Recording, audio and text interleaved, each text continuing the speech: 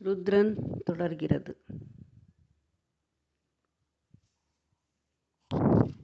ஒரு காலத்தில் ஸ்ரீராமர் லக்ஷ்மணரோடும் சீதையோடும் தன் தந்தையின் கட்டளைப்படி வனசஞ்சாரம் செய்ய சென்றபோது பல்கு நதி தீரத்தில் தங்கியிருந்தார்கள். அந்த காலத்தில் தன் தந்தையின் சிரார்த்த தினம் வந்தது. இன்று அந்த திதியை எவ்வாறு முடிப்போம் என்று யோசித்து தம்பியாகிய லக்ஷ்மணனை பார்த்து, தம்பி, நீ அருகே இருக்கும் கிராமத்துக்கு போய் கொஞ்சம் தானியங்களை எல்லாம் கொண்டு வா என்று கட்டளையிட்டார். லக்ஷ்மணன் சென்று சிரார்த்த காலம் சமீபிக்கும் வரையில் திரும்பி வராததால் காலம் கழியும் என்பதை அறிந்து ராமபிரான் அங்கு சென்றார். சீதை மட்டும் தனியாக இருந்தால். அவள், நாம் பகலில் செய்ய வேண்டிய சிரார்த்தத்துக்கு தேவையான சாமான்கள் இல்லையே, நம் கொழுந்தனும் கணவனும் இன்னும் வரவில்லையே என்று எப்படி சிரார்த்தத்தை முடிப்பது? சிரார்த்த காலம் கழிந்து போகிறதே, இனி அசுரகாலம் வருமே என்று விசனத்துடன் நெடுநேரம் யோசித்தாள். பிறகு விதிப்படி நீராடினாள். தாபசம், இங்குதி என்ற பழங்களை கொண்டு வந்து அவற்றை நெருப்பிலே அவித்து மணர்மேற்றில் காத்திருந்தாள். அப்பொழுதும் அவர்கள் வராததால் பிதர்களுக்கு உரிய பிண்டத்தை நான் எப்படி கொடுப்பேன் என்று யோசித்து கவலைப்பட்டு கொண்டிருக்கும்போது அங்கு கிடந்த சிறிய மாவை பிண்டமாக செய்து, இது என் மாமனாரான தசரதராஜனுக்கு அர்ப்பணமாக வேண்டும் என்று நினைத்தாள்.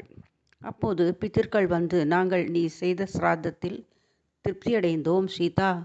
பலபூஷண அலங்காரமான உன் கையால் நாங்கள் பிண்டம் பெற்றதில் மகிழ்ந்தோம் என்று அதை ஏற்று நிற்கும்போது சீதாதேவி அவர்களை நோக்கி, நீங்கள் யார் என்று கேட்க, அதை கேட்ட பிதர்களின் சீதையின் மாமனாரான தசரதர், நல்ல நியமம் உடையவளே, நான் உன் மாமன்.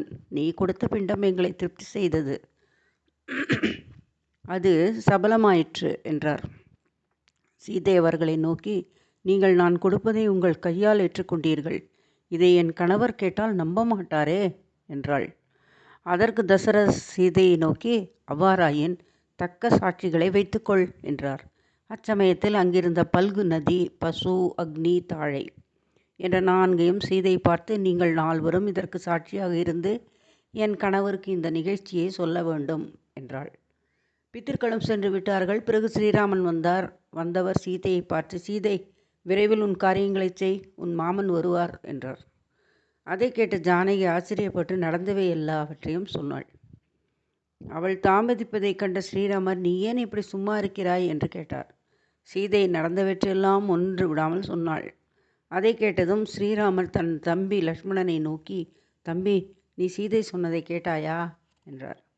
சீதையை பார்த்து, பெண்ணே, நாங்கள் எவ்வளவு சாஸ்திரோத்தமாக செய்தாலும் எங்களுக்கு பிரத்யட்சமாகாத பித்தர்கள் உன் கண்ணெதிரே தோன்றினார்கள் என்றால் அது எவ்வளவு அபத்தம் என்றார். அதை கேட்ட சீதை, சுவாமி, நான் பொய் சொல்லவில்லை, எனக்கு சாட்சிகளும் உண்டு, அச்சாட்சிகளை நீங்களே விசாரித்து கொள்ளலாம் என்றாள்.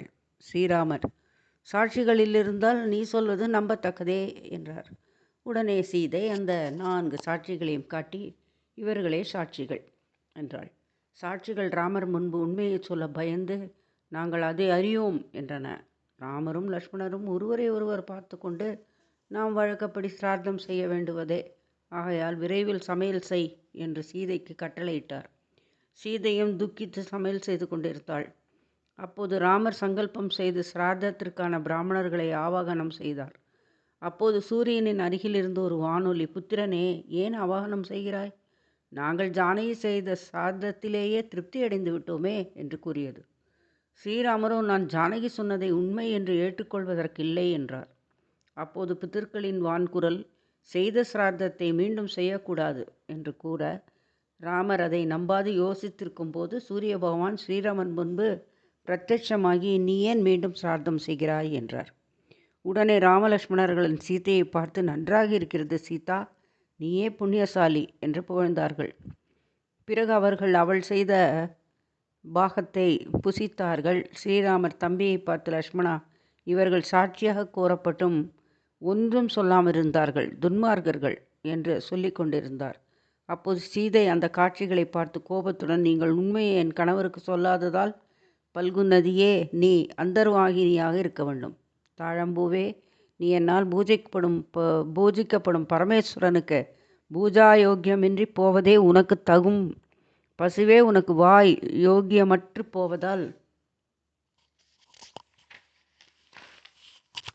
நீ பின்புறத்தில் யோக்கியமும் முகத்தில் அயோக்கியமும் ஆவாய். அக்னியே, எல்லா தேவர்களுக்கும் முகஸ்வரூபியாக நீ இதனால் எல்லாவற்றையும் தின்றெரிக்கும் சர்வ பட்சணனாக வேண்டும் என்று சபித்து விட்டாள். அந்நால்வரும் சீதையின் சாபத்தை பெற்றார்கள். அன்று முதல் அந்நான்கும் சாபத்தின்படியே ஆயின. தாழம்பூவுக்கு ஏற்பட்ட சாபத்தின் கதை இதுதான். இனி சண்பகப்பூவுக்கு சாபம் வந்த கதையை சொல்கிறேன் என்றார். நைமிசாரண்ய வாசிகளே, உலகங்கள் அனைத்திற்கும் சுகத்தை கொடுக்கும் சிவபெருமான் கோகர்ணேஸ்வரர் என்ற திருப்பெயர் பெற்று தென்திசையில் இருக்கிறார். அவரது தரிசனத்தால் பாவங்கள் எல்லாம் நீங்கும். ஒரு காலத்தில் நாரத முனிவர் அங்கு வந்தார். அப்படி வரும்போது பரிமளம் மிகுந்த சண்பக மலர்கள் நிறைந்த மரம் ஒன்றையும் அதனருகே மலர் கொய்ய வந்த வேதியர் ஒருவரையும் கண்டுவிட்டார்.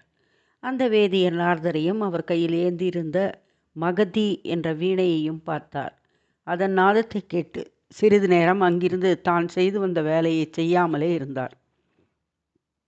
நாரதர் அவரை பார்த்து, மறையோனே, நீ கையில் பாத்திரமேந்தி இங்கு வந்ததன் காரணம் என்ன என்று கேட்டார்.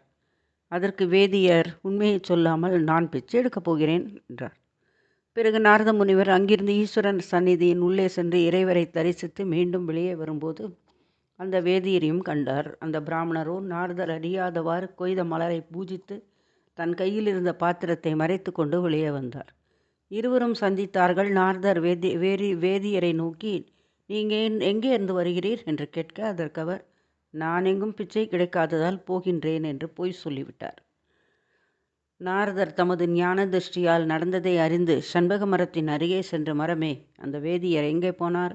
உன்னிடமிருந்து எத்தனை மலர்களை கொய்தார் என்று கேட்டார். ஆனால் வேதியர் தன் வரலாற்றை ஒருவரிடம் சொல்ல வேண்டாம் என்று தன்னிடம் சொல்லியிருந்ததால் அந்த மரம், அந்த பிராமணர் யார், மலர்கள் ஏது, நீர் யார், என்னை ஏன் இப்படியெல்லாம் கேள்விகள் கேட்கிறீர் என்று கேட்டது. ஒன்றும் தெரியாதது போல. நாரதர் உண்மையை அறிந்து சிவசந்நிதியை மீண்டும் அடைந்து சிவபெருமானுக்கு பூஜை செய்திருந்த மலர்களை கணக்கிட்டு பார்த்தார். 101 மலர்கள் இருந்தன. இப்படி இருக்கும்போது மற்றொரு வேதியர் மலர்களை கொண்டு வந்து சிவலிங்கப் பெருமானை பூஜித்தார். அவரை பார்த்த நாரதர், நீ யார், எதற்காக பூஜை செய்கிறாய், இந்த புஷ்பங்கள் எல்லாம் இதற்கு முன் யாரால் கொண்டு வரப்பெற்று பூஜிக்கப்பட்டன என்று கேட்டார். அதற்கு அந்த வேதியர் உண்மையை சொல்லிவிட்டார். ஐயா, நான் சதாசிவ பூஜை செய்து முக்தியடைய வேண்டி இங்கு வந்தேன். இதற்கு முன் இங்கு வந்து பூஜித்த பிராமணர் ராஜ அனுகிரகத்தை பெற வேண்டும் என்று சிவபெருமானை தினந்தோறும் 101 சண்பக மலர்களால் அர்ச்சனை செய்து அவ்வாறே ராஜ பிரியமடைந்து அரசரால் செல்வம் பெற்று மற்றுமுள்ள மறையோரை வாட்டி வருத்துகிறார். இந்த சண்பக மலரின் சிறப்பை கண்டு பெருமையடைந்து இன்னமும் இங்கு வந்து பூஜிக்கிறார். நான் மோட்சமடைய வேண்டும் என்றுதான் பூஜிக்கிறேன் என்றார். நாரதர் உண்மையை சொன்ன அந்த அந்தணரை பார்த்து, உனக்கு நிரந்தர முக்தி கிடைப்பது சத்தியம் என்று சொல்லிவிட்டு சிவபெருமானின் சந்நிதிக்கு சென்று, சுவாமி, அந்த அந்தணன் சண்பக மலரால் உம்மை பூஜித்து ராஜப்பிரியத்தையும் வேதியருக்கு தானம் கொடுக்கும் அருளையும் பெற்றதால் பிறரை வருத்துகிறான். அவையெல்லாம் சண்பக புஷ்பத்தின் பூஜாபலன். அத்தகைய பயனை அந்த துஷ்டனுக்கு ஏன் கொடுக்க வேண்டும் என்றார். அதற்கு சிவபெருமான், நாரதரே, அது சண்பக மலர் பூஜையின் பயன். சண்பகத்தால் அர்ச்சனை செய்தவருக்கு வேண்டிய வரங்களை நான் கொடுப்பதில் எவ்வித தடையும் இல்லை என்று சொல்லிக்கொண்டு இருக்கையில் ஒரு பிராமண மங்கை துக்கத்துடன் அங்கு வந்து சிவபெருமானை பார்த்து, சிவசங்கரா, அந்த துஷ்ட வேதியனை தாங்கள் தண்டிக்க வேண்டும். என் வீட்டில் இருக்கும் பொருட்களையெல்லாம் அவன் பலாத்காரமாக கொண்டு போய்விட்டான் என்று முறையிட்டாள். நாரதர் அந்த பிராமண மங்கையை நோக்கி, மாதே, யாரால் உனக்கு இத்தகைய துன்பம் நேரிட்டது? நீ ஏன் அழ வேண்டும்? மகானுபாவரே, என் துக்கத்தை சொல்கிறேன், காது கொடுத்து கேளுங்கள் என்று சொல்லத் தொடங்கினாள். என் கணவர் கர்மவசத்தால் முடமாகி வீட்டில் இருந்தார். எனக்கு ஒரு புதல்வி திருமண பருவம் நெருங்கியதால் வீட்டில் இருக்கிறாள். அவளுக்கு கல்யாணம் செய்ய வேண்டிய அவசியத்தாலும் பொருள் இல்லாததாலும் என் கணவர் அரசரிடம் சென்று இன்று தானம் வாங்கினார். அதற்காக இத்துஷ்ட வேதியன் என் வீட்டில் பலாத்காரமாக நுழைந்து அங்கிருந்த பொருட்களை எல்லாம் கொண்டு போய்விட்டான். அரசனோ இவன் ஒன்றும் அறியாத அந்தகனைப் போல் இருக்கிறான். இந்த விஷயத்தை முறையிட்டும் அவன் கேட்கவே இல்லை. என்ன செய்வது என்று எனக்கு எதுவும் தோன்றவில்லை. என் வீட்டில் உள்ள பொருட்களை எல்லாம் கவர்ந்து சென்ற பிராமணன் இங்கு தினந்தோறும் சிவபூஜைக்கு வருகிறான் என்றாள். நாரதர் அந்த மங்கையை பார்த்து, சுந்தரி, உன் கணவனுக்கு அரசன் என்ன தானம் கொடுத்தான்? அரசன் பெரும் செல்வத்துடன் உபய கோமுகி தானம் செய்தான். அதை இங்கே பூஜைக்கு வருகிற பிராமணனே கொடுக்க வைத்து தான் கொடுப்பதன் காரணத்தால் என் வீட்டிற்கு வந்து அவற்றை கொள்ளையிட்டான். இந்த விபரீத நஷ்டத்தை நான் யாரிடம் சொல்வேன்? நான் என்ன செய்வேன்? என் கணவர் இதுவரையில் இத்தகைய பாபதானத்தை வாங்கியவர் அல்லவே. என் கன்னிகைக்கு கல்யாணம் செய்யவே அத்தகைய தானத்தை வாங்கினார். பிராமணனோ அந்த தானத்தில் தனக்கு பாதியை தர வேண்டும் என்று தொந்தரவு செய்துவிட்டான். அதற்கு நாங்கள் தானம் வாங்கிய பொருளில் பாதியை பெற்றுக்கொள் என்றோம். அவனோ தானம் மட்டும் போதாது, பசுவையும் பங்கிட்டுக்கொள் என்றான்.